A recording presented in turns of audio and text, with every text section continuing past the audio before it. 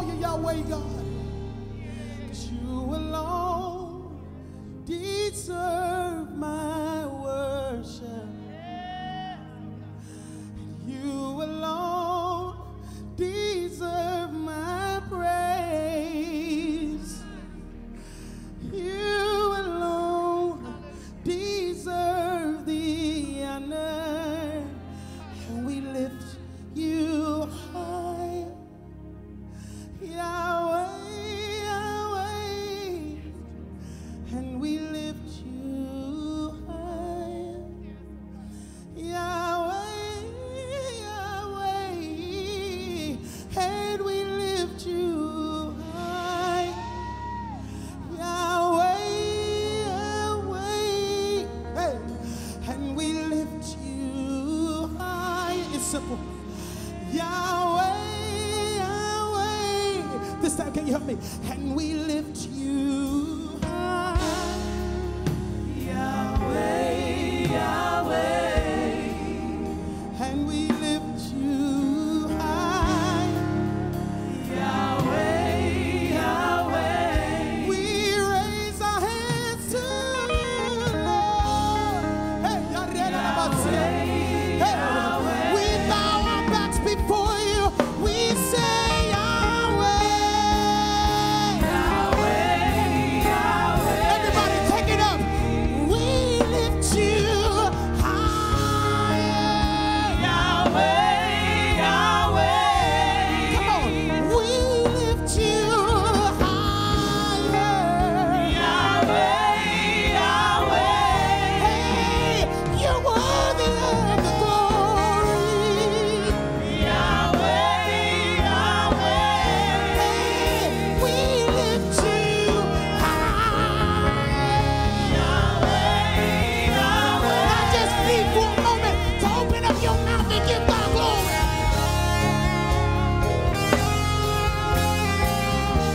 I need you to give Yahweh the praise right now. I need you to show him that he's worthy of the glory.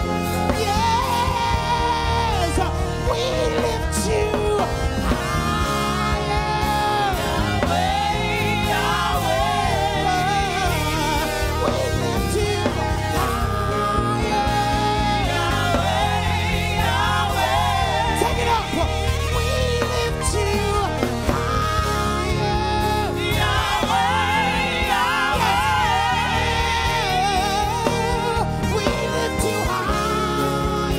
Yahweh, Yahweh. You alone are worthy, Jesus.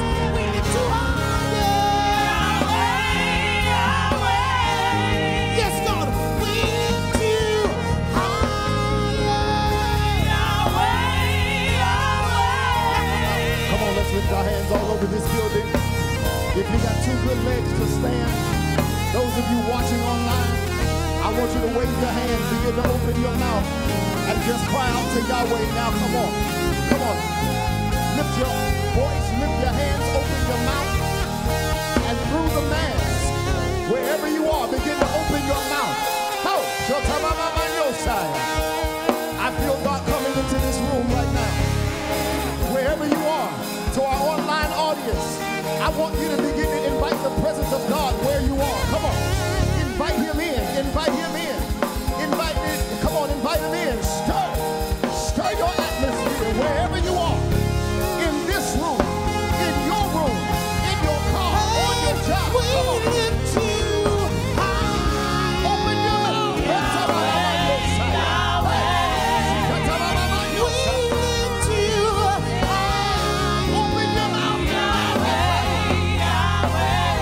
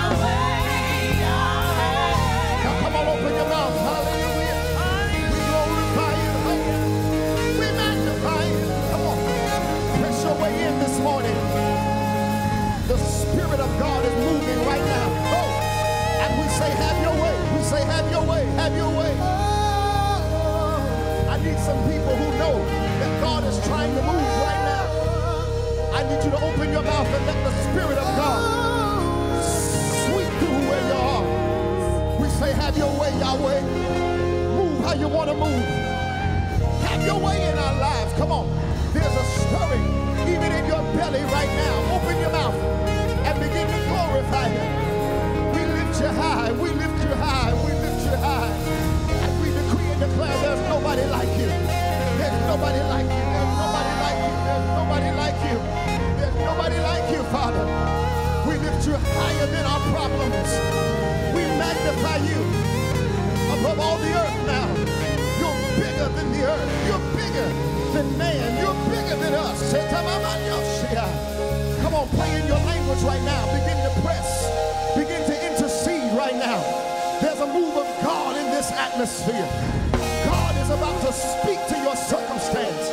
Wherever you are, in California, in Texas, in Minnesota, in Tennessee, in New York, wherever you're watching, in Gary, Maryville, Crown Point, Valparaiso, wherever you are, open your mouth and begin to bless Yahweh. Begin to bless Yahweh on every road. Yes, God. God, we magnify you. We magnify you because we survive in the storm. Can I get some people who are surviving the storm to open your mouth and wave your hands?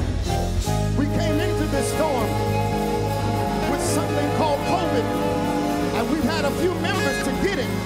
But thanks be unto God, everybody that got it is still alive. I need somebody to give God praise, because in spite of all of this, the death angel has not come to our family. We thank you because we're watching people die every day. But thanks be unto God, the healer has been present with us. Somebody open your mouth and give him praise.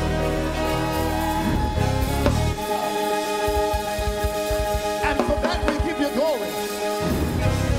I said, and for that we give you glory. For everything you've done, for all the victories we won, we give your name the praise. Yeah. Come on, give him glory. I feel the Holy Ghost. I feel the Holy Ghost moving in this place. Thanks be unto God who give us the victory. Wherever you are, help me give God praise for this music ministry. Come on, give God praise for them. I want you to give God special praise for them. I want you to clap loud. I want you to open your mouth because they have been with me and been with you and serving you every week. The whole 6 months that we've been out. I want to thank God for you all, for letting God use you throughout this pandemic to open the heavens for us. Come on. To let God come in. How many of you felt God even through the phone, even through the TV, even through the computer? We give God the glory that even though we left the church, He never left us. I said, even though they made us not come to the building, God never left us. God, for this music ministry, we give Him praise, we give Him glory, we give Him honor to all of His leaders, media and marketing, our administration. We give God praise for you, to our pastors, our deacons, everybody who is still working throughout this pandemic, to our First Lady who is in the building somewhere. And we give God praise to everybody in their rightful place. We give God praise to everybody in their rightful place. Listen, I want to thank God for those of you who are watching us online. To those of you who are watching us online, continue to watch us. If you're not ready to come back, we do understand. We do know that every week more and more of you will become more comfortable with coming to worship with us, but we have some who are here with us in this sanctuary, and we give God praise.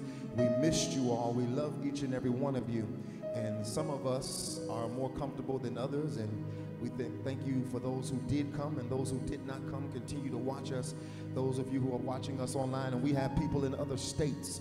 We have people in California that watch us, people in Minnesota that watch us. We even have people out of the states. We have people from Canada that have been watching us. So we thank God for those of you who are watching us in our online audience. We give God praise for you. We want you to continue to watch us. You have come back to all things new. This is a new hope. God is doing great things for us. We got a new logo. We got a new app that's about to be released. We got a new website that is coming out, and God is doing a new thing in us. The pandemic did not stop us. We are still producing in the midst of this pandemic. Look at somebody and say, God has been good to me. How many of you have testified that you didn't die during the pandemic? You didn't lose everything. God has been sustaining you. Where are my people who've been sustained by God? Come on. We give God praise for his sustaining power, and we thank God for our board who has kept us responsible during this pandemic. We did not get irresponsible.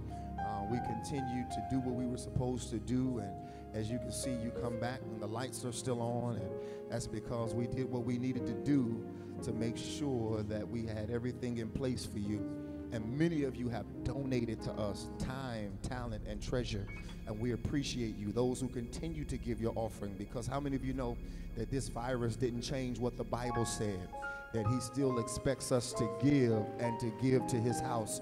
So those of you who have been dedicated in your giving, we want to thank God for all of our board members, to Trustee Callahan, who is our chairperson, to Brother Blewett, to Deacon Linda, to Brother Paul, Pastor Grayson, for all of them for helping me bring leadership to our CFO, Lady Anita Roberts. We thank God for her and the wonderful job that she has done to keep us where we need to be. Amen. And to our COO, Pastor Ellis Dumas, always faithful and Johnny on the spot, and all of you, my father's children. Sister Keisha, who has been wonderful during this time, keeping us organized. It's just good to be back. I'm just glad to see people in church. And I'm not just preaching to pews, amen. But how many of you know you go through seasons where you learn how to do different things? So if I ever need to preach to pews again, I know how to do it. We're going to Acts chapter 17. There's a word in my heart. There's a word in my spirit that I want to release to you today. Now listen, you have on masks, so it's a little different. I can't see your lips moving, right? I can't see your mouth. I probably won't hear you as much as I would have if you did not have the mask on. So I need to know that you're with me. Wave your hand, push me, stand up, whatever you got to do. But just know it's a little different for me as it is you as well. To all of our guests, do we have any visitors that are not members of New Hope? Any visitors that are here this morning? God bless you. Welcome. Welcome. God bless you. I would love to know before you leave who invited you and how you ended up here with us this morning. But we thank God for you, and you.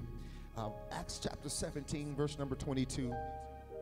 Acts chapter 17, verse number 22. Acts 17, verse 22.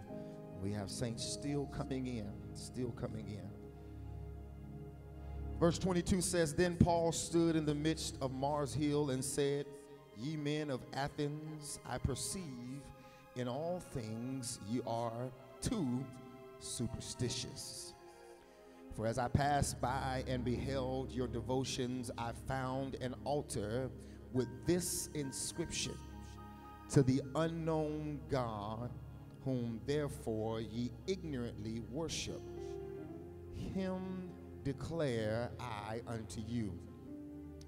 God that made the world and all things therein, seeing that he is the Lord of heaven and earth, dwelleth not in temples made with man's hands, or made with hands, neither is worshipped with men's hands, as though he needed anything, seeing he giveth life to all, and breath and all things, and hath made of one blood all nations of men for to dwell on the face of the earth, and hath determined the times before appointed and the bounds of their habitation, that they should seek the Lord, if haply they might feel after him and find him, though he be not far from every one of us.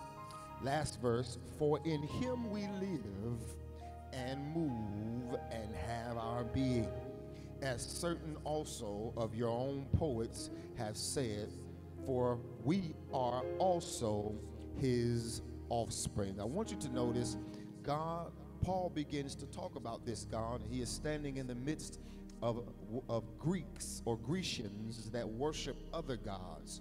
And we'll deal with it a little bit as we begin to unpack this. We'll be in this series for a couple of weeks. As you begin to notice, as he's talking to these Grecians that worship other gods, he begins to talk about the God that we serve, Jehovah, Yahweh, the God that we just finished singing about. He says, this particular God made all things therein. He is the Lord of the heavens. He does not dwell in temples made with hands or man's hands. Neither is he worshiped with men's hands. And he goes into talking about this God that we worship, how he made all one blood of all nations, and how he has predetermined the times before appointed and the bounds of their habitation. And so what Paul does is he begins to talk about the God that we once worshiped, or that we worship, helping them to understand that this same God that created the heavens and the earth, this same God that has the control over everything, is the God that created you and that you should be worshiping, because they were in the midst of idol worship and idolatry. So I want to talk for the next few weeks on this series entitled The Same God. Somebody say, it's the same God. The same God, the same God. Tell somebody around you. I know you might not be able to hear him, but just tell them, look at him and tell them it's the same God, the same God. Come on, tell them the same God that created us is the God we worship. That's the same God. Hallelujah. Father, have your way. Move by your power, move by your spirit. Let your word be spirit and let your word be life. In the mighty name of Jesus, we pray. One more time. Somebody say the same God. Malachi 3:6 declares, for I am the Lord, I change not. A very powerful verse of scripture, because in that particular verse hinges a lot of what we need to understand about the God that we worship. He is declaring to us that he is the Lord and he does not change. That the same principles that he instilled from the beginning of time, the same principles that he expected us to live by, the same thing that he expects for us to adhere to, has not changed from the beginning of time. But it's difficult for us to understand this, and it's difficult for us in many cases and in many ways to live by this, because it's one of the most difficult things to comprehend, because we're living in a world that is ever changing. From the moment he created this world and sin came in, when he created the earth, understand that the earth has been deteriorating since the time sin came into it. When he created the heavens and the earth, Genesis chapter 1, in the beginning God created the heavens and the earth was without form and void, and darkness was upon the face of the deep, and the Spirit of God moved upon the face of the waters. As he began to create, I need you to understand that what he was creating was an expression of his mind. That what God was creating was him expressing his thoughts. That when he made the water and he separated the water from the dry land, when he created the trees, the scriptures begin to express to us what was in the heart and what was in the mind of God. What were you thinking, God, when you created the waters?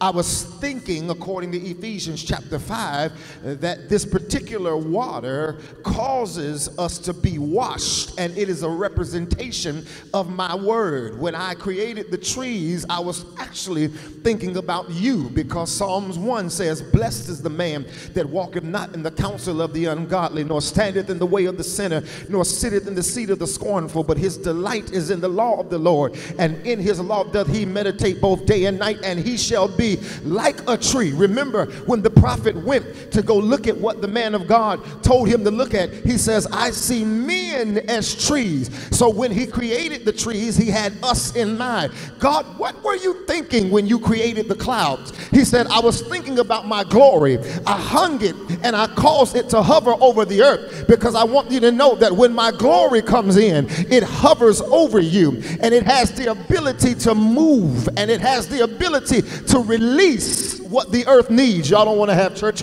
but I'm going to have it anyway. Because when the clouds get full, they release what we call rain. Look at somebody and say, I need the rain. I need the rain. It is this God who, when he was creating the earth, was expressing to us what was in his mind. But what happens is when he creates the earth, sin enters in through Adam and through Eve and by way of Lucifer or the serpent. And from the time sin entered into the world or the way we view what God created begins to deteriorate. It begins to rot. It begins to get perverted. And it's not that God's creation is perverted, but it is the way we see it. Once sin entered into the world, the way we were supposed to view God's mind and the way we were supposed to see the earth begins to change. So now the world, instead of seeing what's in God's mind, begins to see it through the eyes of perversion. When God created the heavens and the earth, he was trying to help us understand what was in his mind. Romans chapter number 1, he says, I have given you creation that you may understand me. Y'all walking with me? I gave you my creation so that you could see me, so that you could understand me. But now sin has caused us to look through a perverted set of eyes, and Satan now has perverted how we see God. 2 Corinthians chapter number 4, verse number 4 says, in whom the God of this world has blinded the minds of them that believe not. So he's letting us know that his job is to cause your mind to not see God the way it's supposed to see God. What's happening in this world is that God has not changed, but what the devil has done is change the way we see the God that created us. I'm talking to somebody. I'm just trying to get you to stay with me. Look at somebody and say, I got to change the way I see God. I have to change the way I view God. And with everything that's going on, Lucifer is working overtime to get us to see God in a way that is perverted. It is not the God that we once knew. It is not the God that was introduced to us in Genesis. It is not even the God that caused you to get saved. I'm talking to somebody. Do you remember how you saw God the day you got saved? You remember what you thought of God when you gave your life to God? And Satan has worked overtime to get you and the people around you, and the world has put pressure on you to get you to see God in a way that is not the way God intended for you to see him. So the assignment, somebody say the assignment. The assignment of the enemy is to get you to not only not believe God, but the assignment of the enemy, watch it, this is major, I don't want you to miss it. The assignment of the enemy is to get you to tailor him, to get you to believe in another version of him. You know, those of you who are seamstress, you know how you take a garment and you begin to tailor it to fit you. I'm afraid, beloved, that we have begun to tailor God to fit us.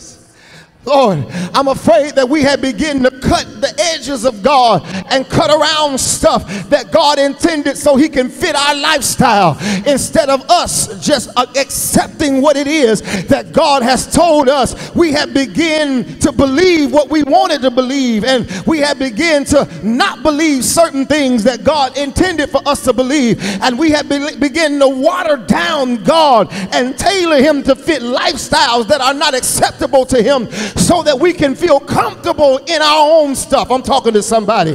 But I come to let somebody know that that particular assignment is canceled over your life, that I will not believe a tailored version of God. I know that the same God that created the heavens and the earth is the same God that's moving in the earth today. The same God that's in Genesis chapter 1 in the time of creation is the same God that's around during COVID-19. He's the same God that's around with Donald Donald Trump as our president, as he leads us into a new world order. Y'all not talking to me in here. I still believe that the same God is in control today that was in control in the time of the Old Testament and in the time of the New Age church.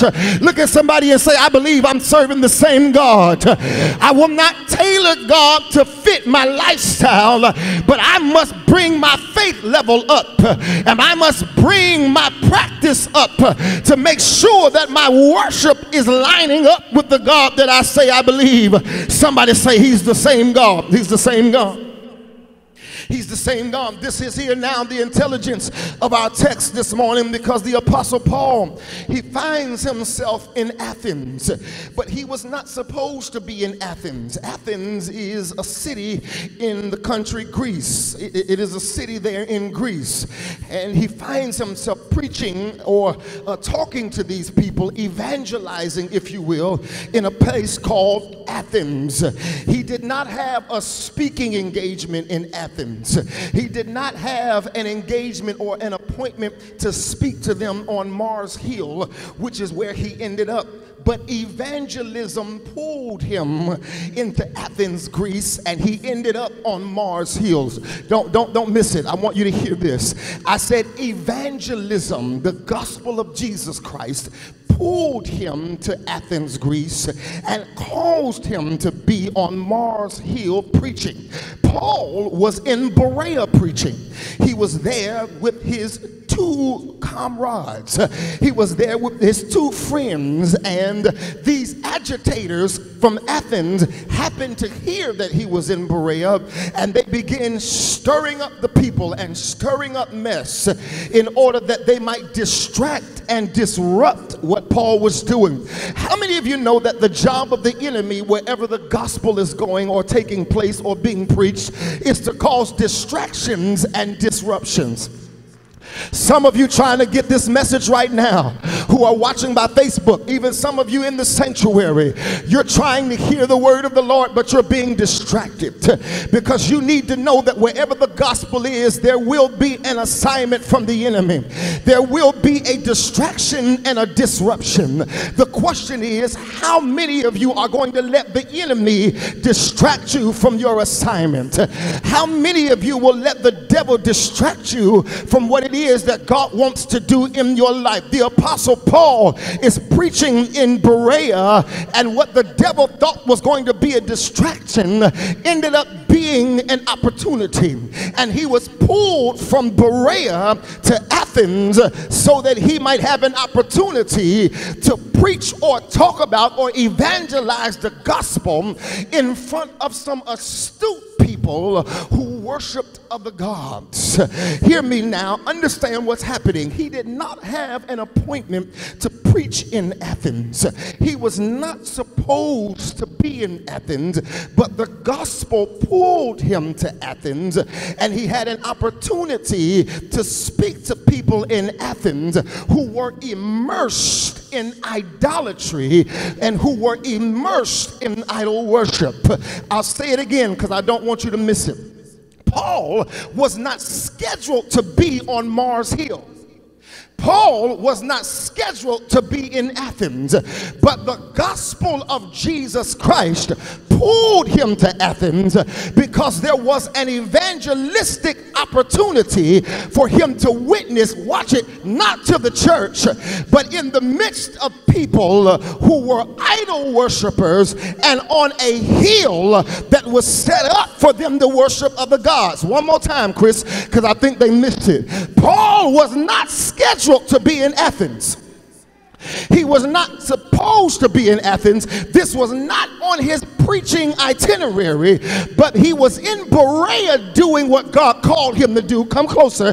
Doing what it was that God had called him to do. And he was pulled because of the burden for the gospel of Jesus Christ into a place where they worshiped other gods and they were immersed in idol worship. What are you trying to say? What I'm really trying to say is, when you have a burden to see the gospel preached, doors will open for you. I'm trying to get you to understand that you're trying to open doors for yourself. But what you don't understand is that God always opens doors for people who have a burden for the gospel. You're trying to do it backwards. You're trying to go open the door and saying, I will add God later. But God says, first seek ye the kingdom of God and his righteousness, and all of these other things will be added unto you. You can't be ashamed to put God first in everything that you do. You can't worry about trying to streamline for the mainstream media and trying to streamline for folks that don't love God. You got to learn how to put God out there, and God has the power to draw whoever needs to be drawn. Put God on your business card. Put God on the face of everything you do. Let them know that you pray, and this is the hour to watch God do what God is going to do. I know that business people will tell you that this is not a good model for business because you want to reach the saved and the unsaved. But I'm telling you that we are in an hour right now where God wants to be the face of everything that you do, because time is winding up. God said, if you just put me out there, I'll do the rest. If you just learn how to trust me, I'll do the rest. People are falling to their knees, and when they have looked everywhere and don't know where else to go, they're coming looking for God. Look at somebody and tell them that I got to have a burden for the gospel. I got to have a burden for the gospel. Here it is, beloved. What I need you to understand is that the Apostle Paul had a burden for the gospel. He had a burden to see God reach the world, to see God reach the world. He had a burden to see souls saved. When Paul gets to Athens, Greece, watch this, he was disturbed by what he saw. Paul was stirred by the ungodliness. Come closer. Don't leave me, because I need you to hear this. He was stirred by the ungodliness. He was disturbed, Pastor Keewan, by what he saw. When he got to Athens, watch it now. It's important because I need you to understand that Paul went into evangelism mode. And the evidence that you view things from God's eyes is that you don't allow the deterioration of how you see God keep you from your view of how God sees things. Just stay with me. I need to say it again. Remember, when God created the heavens and the earth, it was an expression of his mind. But sin has deteriorated the way we see God and the way that we see his expression. But you know that you're in the right place when you can be in the world but not of the world. When you can be around ungodliness but you can still see it the way that God sees it. I'm preaching to somebody. I'm just trying to find out who it is that I'm preaching to.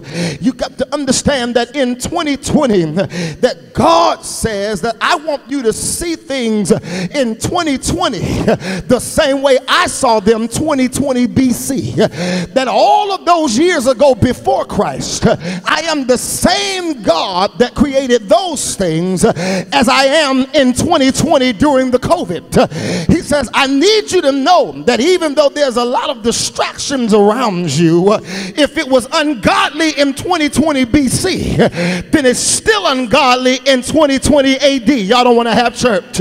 You got to understand that God is trying to get believers to rise up and be not conformed to this world, but be transformed by the renewing of your mind. Look at somebody and tell them, I got to have a burden for the gospel. I got to have a burden. Watch what the Apostle Paul does. He is dragged into Athens by these people who wanted to be a distraction. Watch it. And Athens is a beautiful place, but Paul is there on assignment. Paul is not struck by the beauty of the place. Has anybody ever been to Greece? Has anybody ever seen? No, nobody's been to Greece. Has anybody ever seen the beauty of Greece?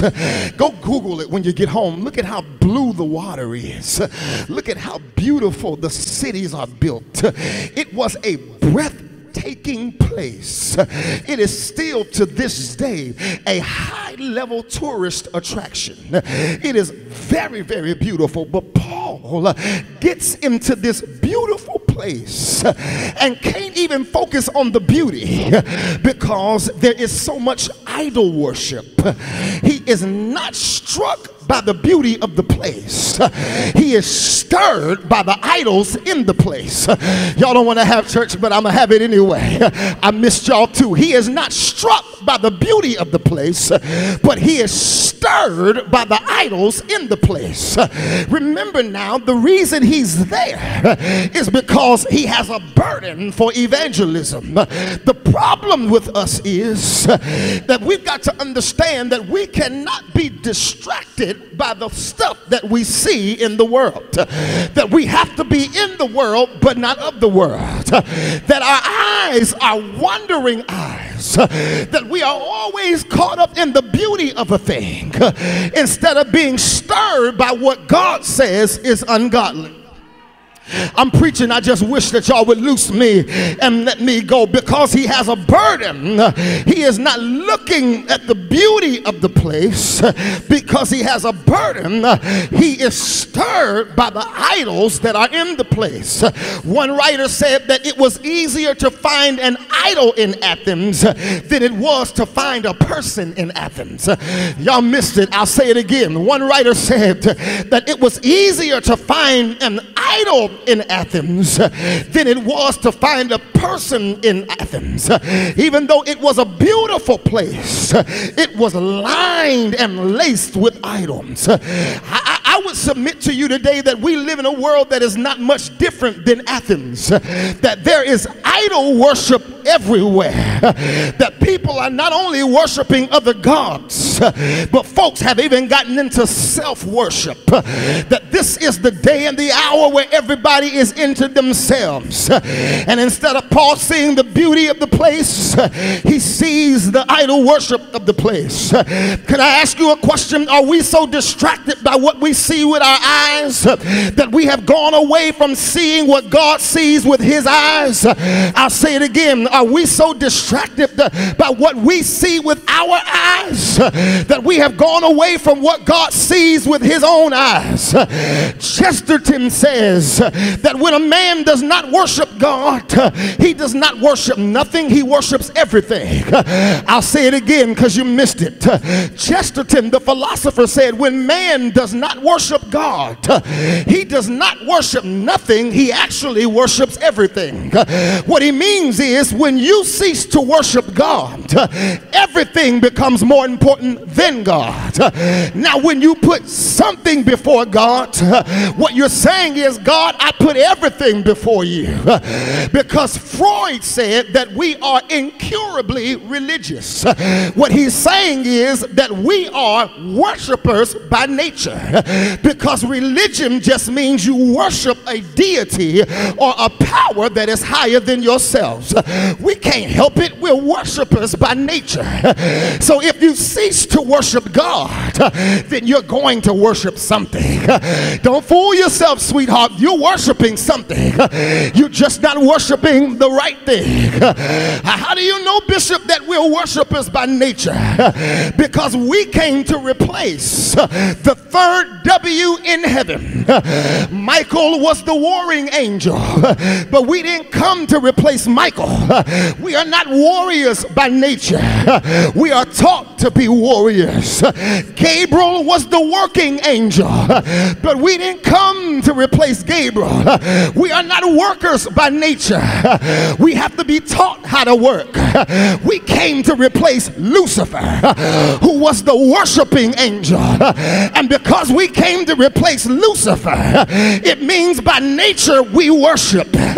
We may not worship Elohim or El Shaddai, but we definitely worship something. My asking, my question to you today is, who is it that you worship? Choose ye this day who you're going to serve. But as for me and my house, I wish I had a church in here. Tell somebody next to you, long distance, just shout it at them. Tell them, as for me and my house, we worship the only wise God. Tell them we worship Elohim. We worship El Shaddai. We worship the only one that lived, died, and lives again. And his name is Jesus.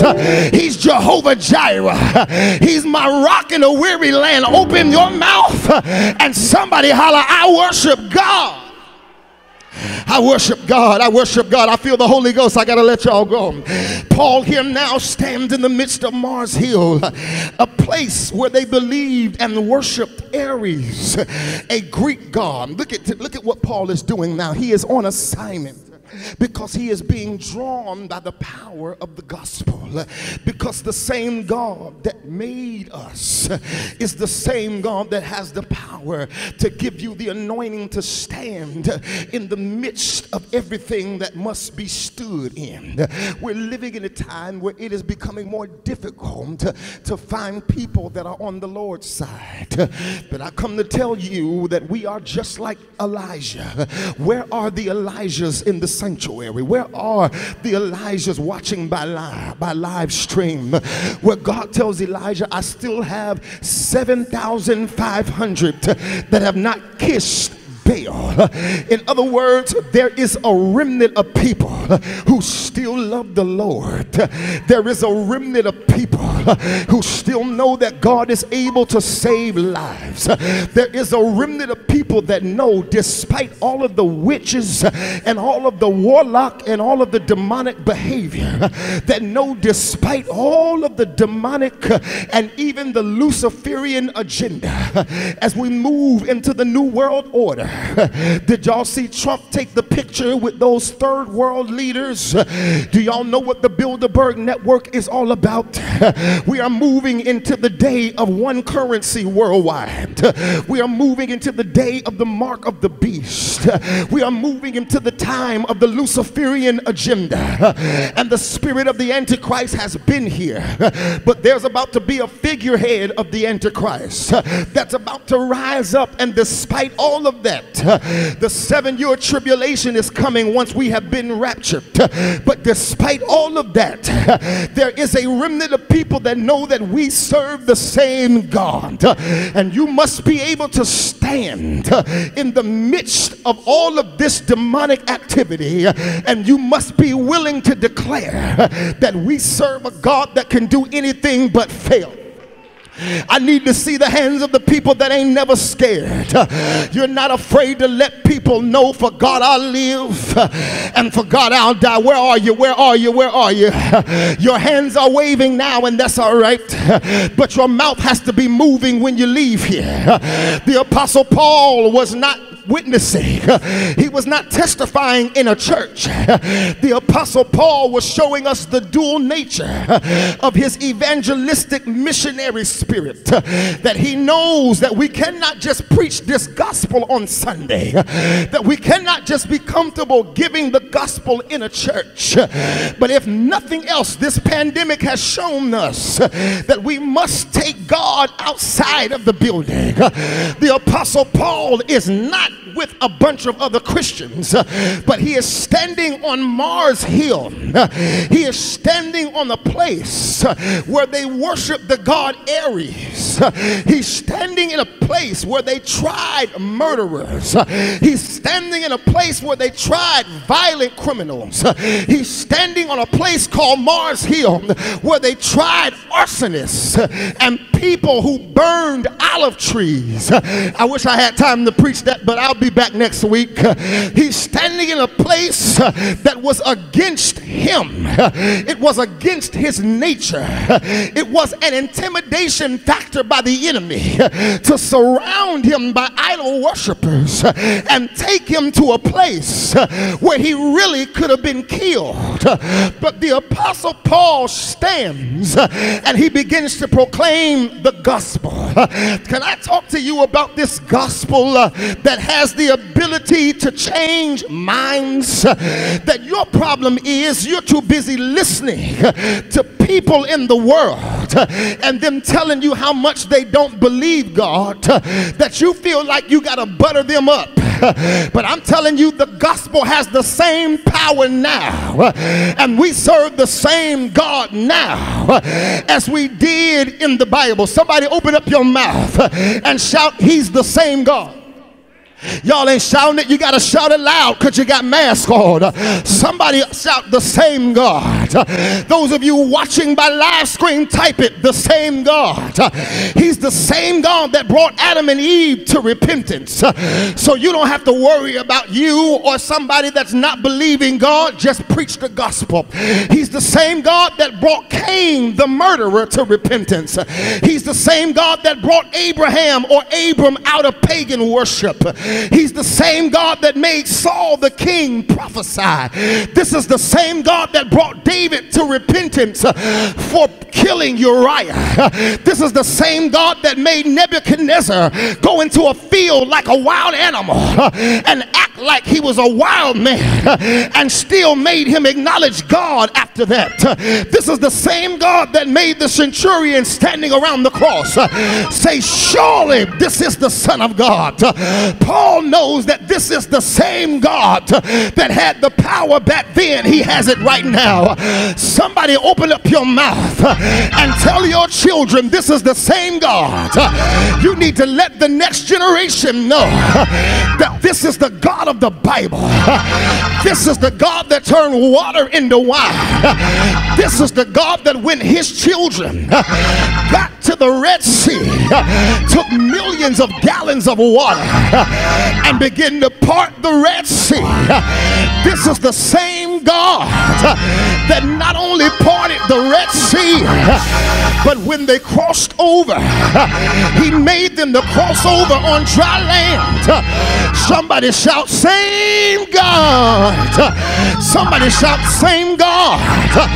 This is the same God that let Daniel go into a den full of hungry lions and made the lions' bellies full, and what should have been Daniel's death ended up being a good night's sleep. Do me a favor, open your mouth, type it in the screen, shout it in the sanctuary. The same God that did it for Daniel can do it for me. Tell your neighbor, that I serve the same God that took 10 lepers and healed them from their leprosy. And if God can heal the lepers, surely my God can heal COVID-19. Do I have anybody in the sanctuary that knows we serve the same God? And since we serve the same God that can heal leprosy, I made up in my mind, I don't want to be like the 9 lepers. I want to be like the tithe, the 10%, the 1 leper out of 10 that came back and said, thank you, Jesus, for healing my body. I got a question. Won't God do it? I said, won't God do it? Have you tried him for yourself? Won't he heal you? Won't he make a way out of no way? Won't he open doors? Why, Bishop, will he do it for me like he did it for Daniel? Why, Bishop, will he open doors like he did for Israel? Why, Bishop, will he rebuke the devil like he did in the Bible? Somebody asked me the question. Say why?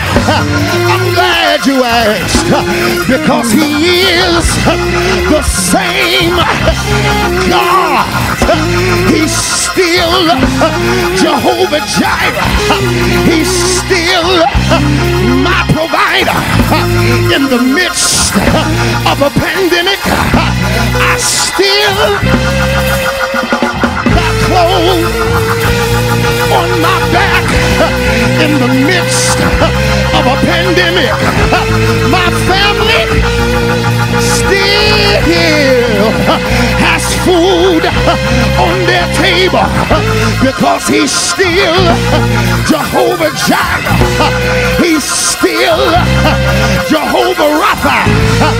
He is my healer.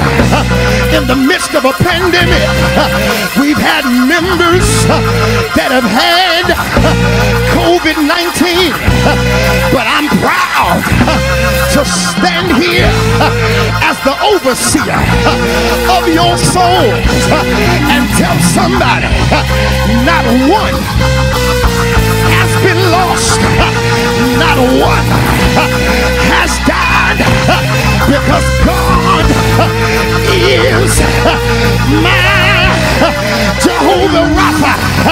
If he's healed your body, open your mouth and give him glory and holler, same God, same God, same God, same God that healed Miriam in her disobedience is the same God that can heal me. The same God that touched the blinded eyes is the same God that'll open my eyes, because he is yes, he is Jehovah Jireh, my provider, Jehovah Rapha, my healer, Jehovah Shammah. He's the God that's with me.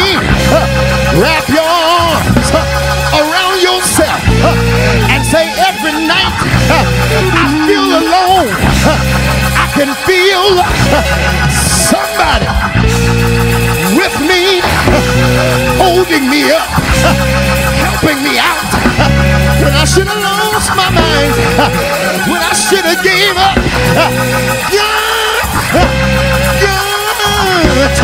He held me up. Have I got a witness? Is there anybody that knows if it had not been for the Lord that was on your side? Open your mouth and shout, same God. Shout, same God. Give him glory.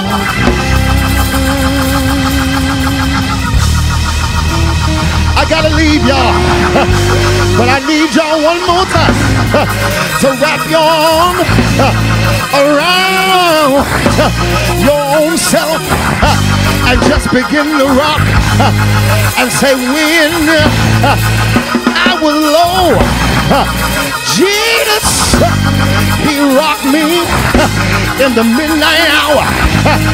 When I was by myself, Jesus, he kept me, y'all. I should have lost my mind. I should have threw in the towel, but I'm here because the same God that did it in the Old Testament, he is the same God that'll do it right now. Give somebody an air high five. Just do them like this and say, I am a witness. I am a witness. He'll do it for you. Somebody tell him, he did it for me. He did it for me. He kept my mind. He kept my family. He kept my money. He kept my bills. When I didn't know how I was going to pay them, I still got a roof over my head. Won't God do it? I said, won't God do it? I said, won't God do it? I said, won't God do it? Give him glory.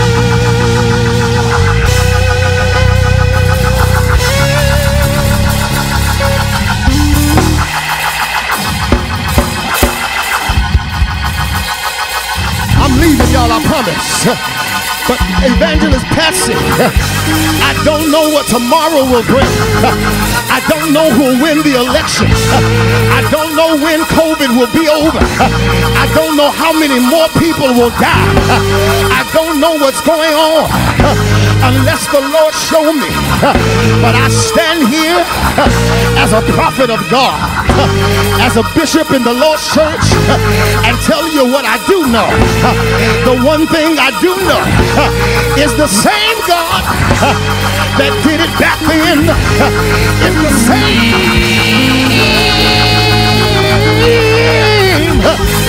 same God that'll do it right now. Somebody shout, he's the same yesterday, today, and forever.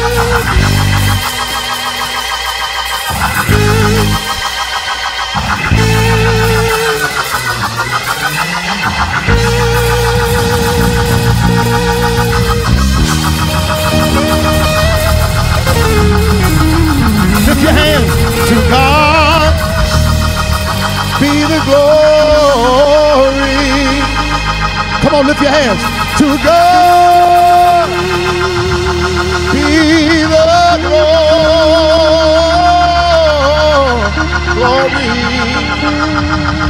To God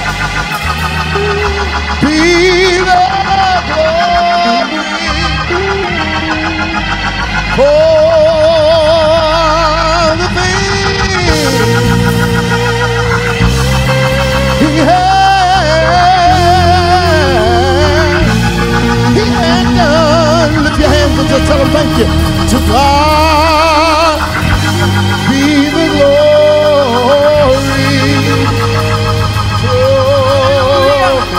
To God be the glory.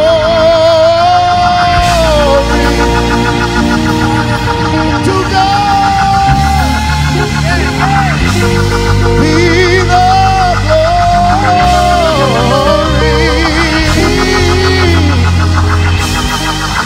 For the things, for the things he has done. With his blood he saved me. With his power he has raised me. To God be the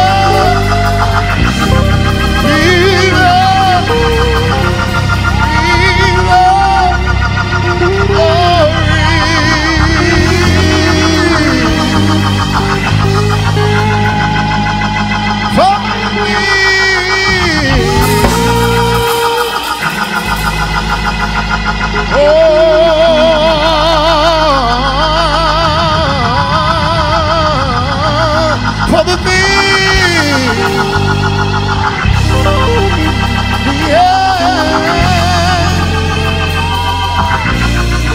has done.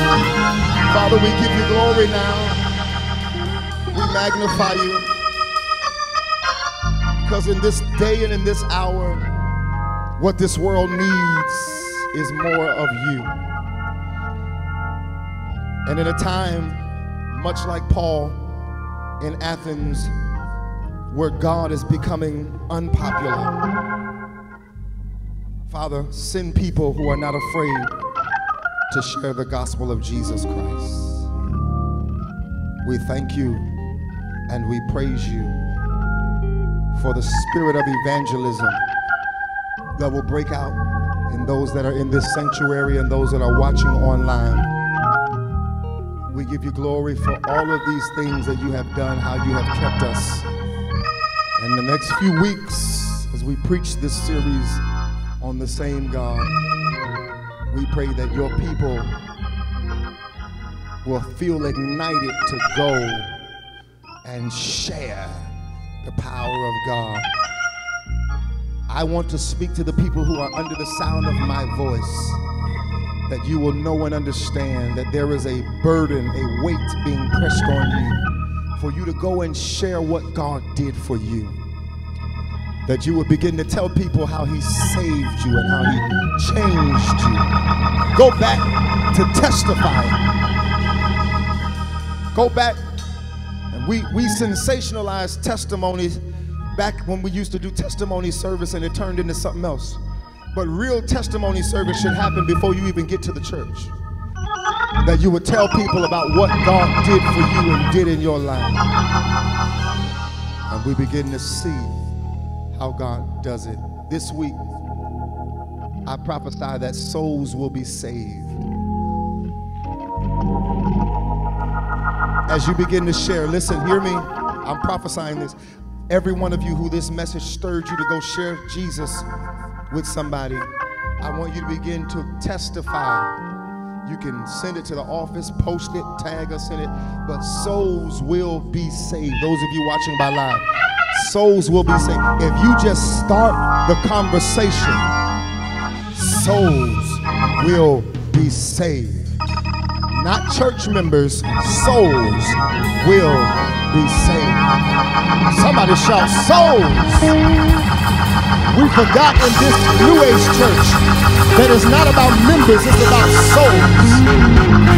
Oh, and I cover you in the blood of Jesus. I come against backlash. I come against retaliation. I come against it. Every assignment is canceled. Because you are about to snatch souls from the grips of hell. Somebody open your mouth and shout, I'm coming for souls. I'm coming. Come on, shout, I'm coming for souls. Come on, shout, I'm coming, I'm coming, I'm coming. Devil, we're putting you on notice. We're coming for souls. Souls. Souls. Souls will be saved. Souls. I prophesy to every business owner. Where you at? Every business owner, wave your hand at me. You got a business. Souls will be saved in your business. I said souls, souls. Hey.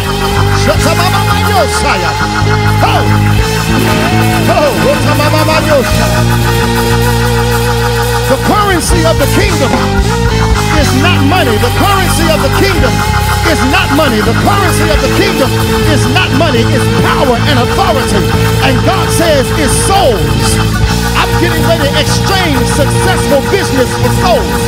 If you win souls for me, I'll make your business successful. Win souls, believers. Win souls. Win souls. Win souls. Win souls.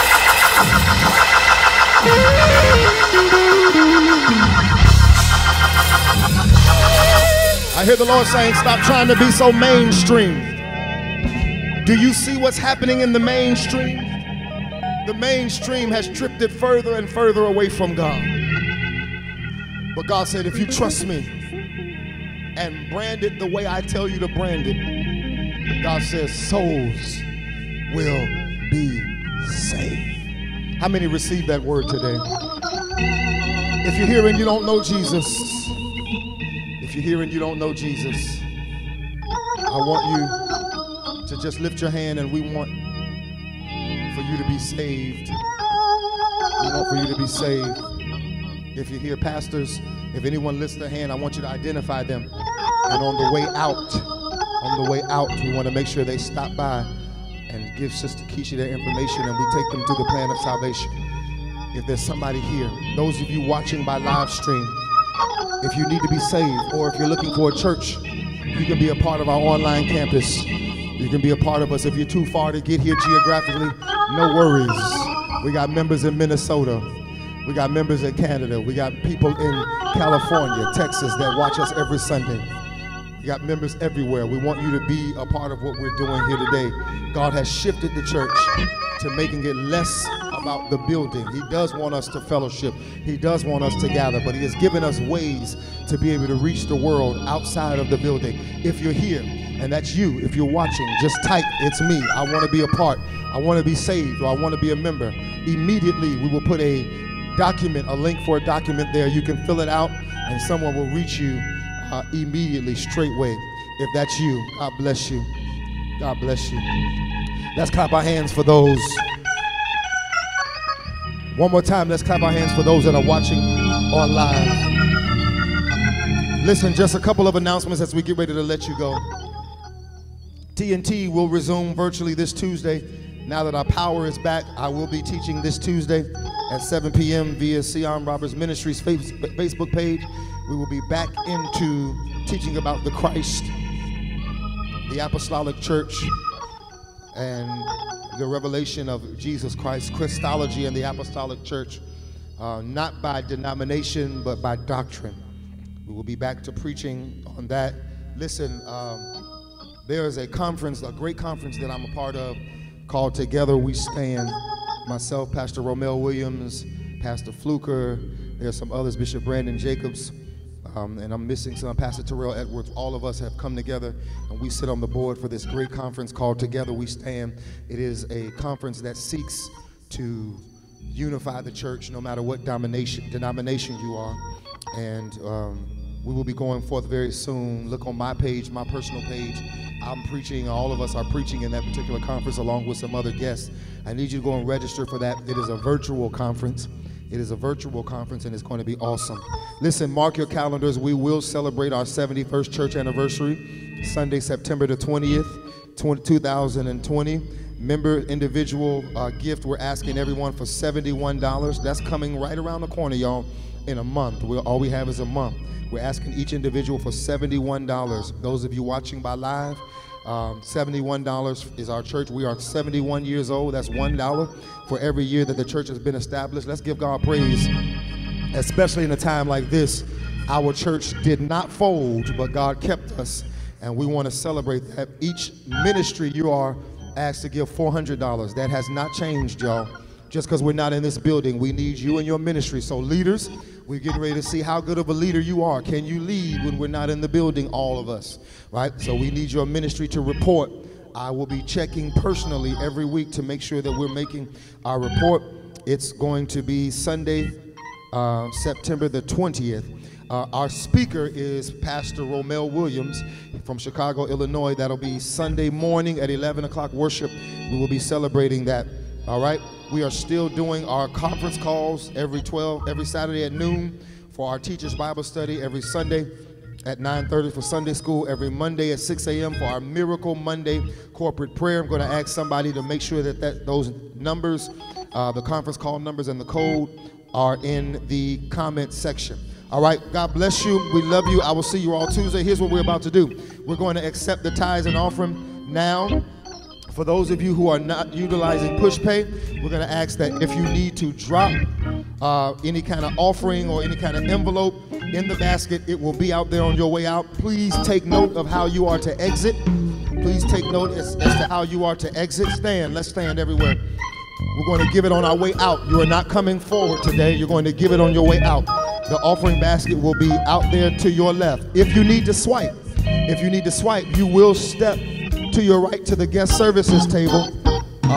Lady Roberts is out there. Deacon Linda, you will be out there. She's going now, and she'll be out there to swipe you all if you need to swipe. Those of you who are watching us online, we're going to ask that you would continue to give to PushPay. You can give by Cash App. Even those of you that are in this sanctuary can give by Cash App, right? $ New Hope Gary. Is it New Hope Gary? Y'all help me. New Hope Gary or New Hope Church? Somebody help me. New Hope Gary or New Hope Church? You got a mask on. I can't hear you. All right, New Hope Gary. $ New Hope Gary, all caps, one word. Give by PushPay or Cash App. You can also mail in your gifts to the church house. God bless you. We love you. We're going to ask that you would stand. Ushers, row by row, starting from the back. Row by row, starting from the back. Row by row. God bless you. We love you. We will see our live audience later. See you all Tuesday. We love y'all. God bless you. Make sure you give.